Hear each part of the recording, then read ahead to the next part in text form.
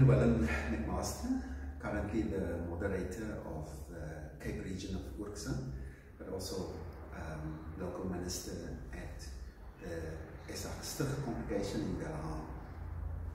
I was approached on Monday to chair a meeting of representatives of civil society, trade unions, faith-based organizations, concerning the crisis with regard to the taxi strike, because so many people, of course, were worried about especially the violence and experience since last week Thursday, and within a very short period, people responded to this call to attend this virtual meeting. In the end, almost 200 people attended. We were mandated to seek meetings with the taxi industry, specifically Santaco, who called the strike, as well as the mayor of Cape Town. And so we, at the moment, we call ourselves the Cape Crisis Committee. And it's people who have in the past come together whenever there's a crisis. Although this time already we realize that we cannot move from crisis to crisis. So hopefully what will come out of this is a more solidated, unified civil society movement that can respond to whatever is happening in our communities. We were very successful to get Santaco leadership on Tuesday morning already for a meeting. They explained their side. Approach was never to accuse them or parties. We wanted to listen. We wanted to understand. We understand the complexities of our situations in South Africa. From our side, we asked them to reconsider so that the violence can be ended, so that the people in our communities who depend on taxis, millions of people. So we laid it on their hearts that we want to speak on behalf of the communities. We also asked them very specifically to sit with the city. And then we continued to try and get the mayor, who was, of course, very busy running around. Eventually we spoke to the chief of staff of the mayor. And again, the same message. People are suffering. People are traumatized. School children, in a situation where we already have a crisis in education, it was just unacceptable that children are not in schools.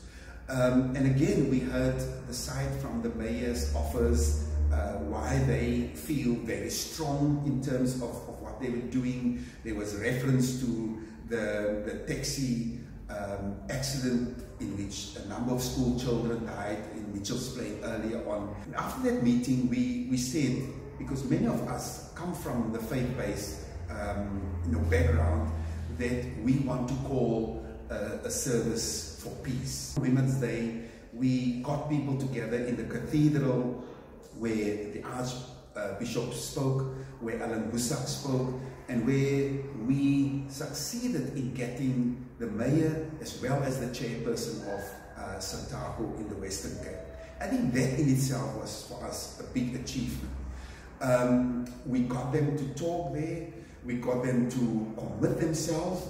The lighting of candles was a very strong symbol for us, because we wanted to say we must shine the light of hope against hopelessness, against the desperate situation that we find ourselves in.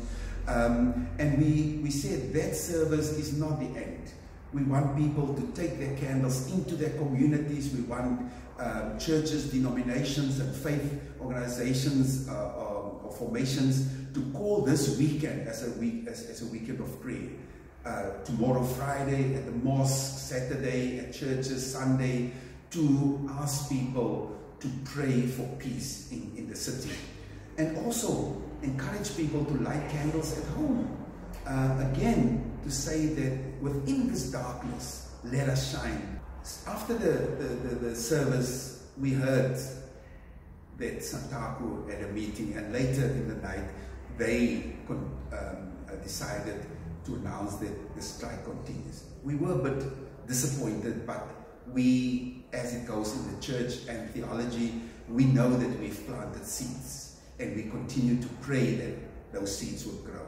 So what we're asking of our faith communities is continue to pray, continue to be instruments of peace, continue to intercede for the situation, intercede that God will really change the hardened hearts of people right now. And I think this is an ongoing thing. As I say, our communities are struggling with real deep socio-economic issues that every time there's a crisis just comes to the surface. The criminal element in our communities use strikes, whether it's legitimate or what, to do their own thing. And our communities, our people are exposed to that. And this is the message. So continue to pray for us as a committee. We will continue to engage the parties. We have another prayer service tomorrow in Guguletu at the Anglican Church there. And we will continue to keep our constituencies and the community informed with regard to further action. So thank you for taking this message forward. Let us continue to shine our light and be a beacon of hope in these dark times.